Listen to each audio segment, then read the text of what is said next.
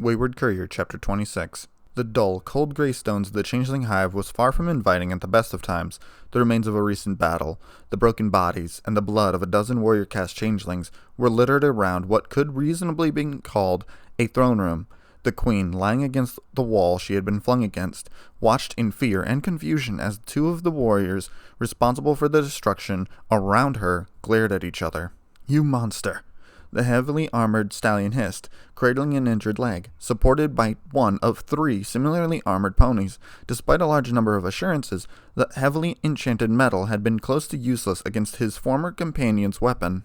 "Really?" came the reply. "You call me a monster after what you nearly did." The biped's deep voice was muffled slightly by the face-obscuring helmet, but one could still clearly make out the tranquility that was so out of place. "That's not what we're here for." "No, that's not what you're here for," came the angry reply. "What I'm here for," he hissed ominously as he rose to his hooves, horn glowing, "is to kill her, and you won't stop me." "Magic power armor." "Magic power armor," Thomas repeated. "That's what you're wearing?" "I'm not sure that's the right term," Shining Armor replied as they exited the forge area several hours later. Ironshod had insisted on investigating the courier's Saturnite plating and Kevlar body armor. The captain was still fully encased in metal. "It actually doesn't weigh anything." "Wait, really?" The courier seemed more shocked about that than anything else so far. "And this stuff weighs about 30 pounds, he exclaimed, gesturing to his duster and armor plating. The unicorn chuckled. "It's not weightless, but the enchantments make it feel that way." Thomas grumbled to himself as they entered the castle about the unfairness of the situation. "Being a ghoul doesn't sound so bad anymore," he muttered. Shining didn't say anything. The last time he asked for clarification on something called FEV, it left a foul taste in his mouth and the possibility of nightmares.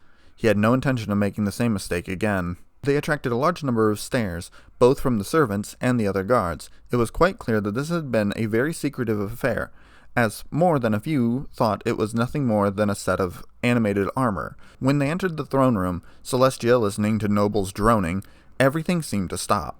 "Aye. The stallion gawked at the pair, as did every guard. "Your Highness, what is that?" No one knew if he was referring to Shining Armor or the courier. The set of armor held a hoof outwards in a salute, forming a 135-degree angle with the floor. "Knight Captain Shining Armor, Your Highness," he said, his voice full of military devotion. "Show off," Thomas muttered. "I am here to report that the new knight armor is fully functional and ready for field use," the stallion continued. "That's what the whole group of soldiers in that special armor is called, knights. It was a prototype. It's not like they could just give it to every soldier. Well, completely covered in metal like that, it was kind of intimidating. Don't want to imagine an entire army of those fuckers. Then again, I've seen elite rangers.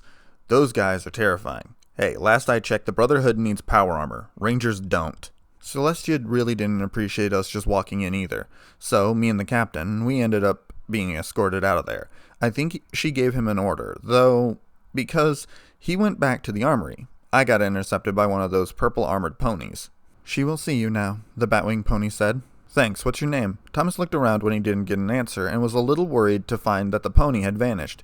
Did one of them get my stealth boys? He wondered out loud. Deciding to go through his belongings later, he opened the door and walked in. He'd been in Princess Luna's room before, but now it was much more illuminated, allowing him to properly take everything in. Not that the extra illumination meant much, it was still dark. "Luna?" he asked. "Ah, Thomas, I'm glad you could come." There was a stiffness in her voice, one that told him what words didn't. "It's about last night, isn't it?" Thomas blinked. "Only last night. Wow, feels a lot longer ago." "Yes, about that," Luna muttered, rising from her bed. She opened her mouth several times, as though trying to find the right words, but gave up every time. After close to 5 minutes of standing in awkward silence, the courier sighed. "Luna, I was drunk. So were you. There's nothing to be upset about." "But there is," Luna argued. "I never meant for things to go that far." "Yeah, I kinda got that feeling," Thomas replied uneasily. "I didn't exactly want things to get to that point either." He brought a hand to his face and laughed darkly.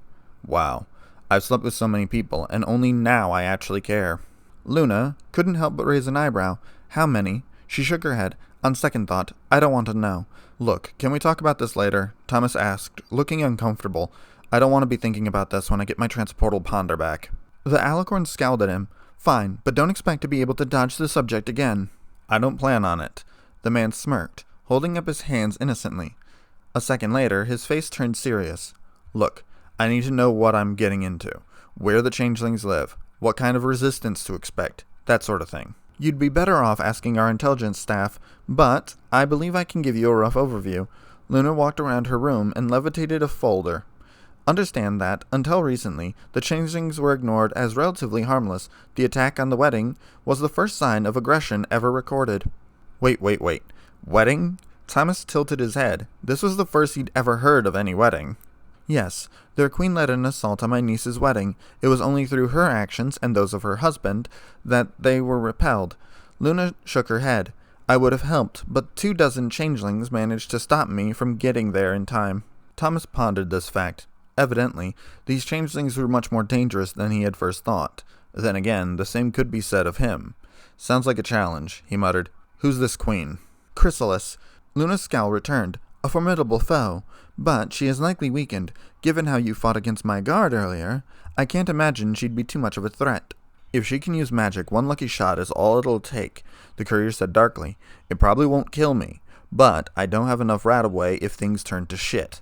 All changelings are capable of basic telekinesis, while the larger ones are known to utilize bolts of magic for offensive purposes. Thomas turned around slowly as he summed up all he had been told in one word. Fuck. Oh man, did I regret going into that place.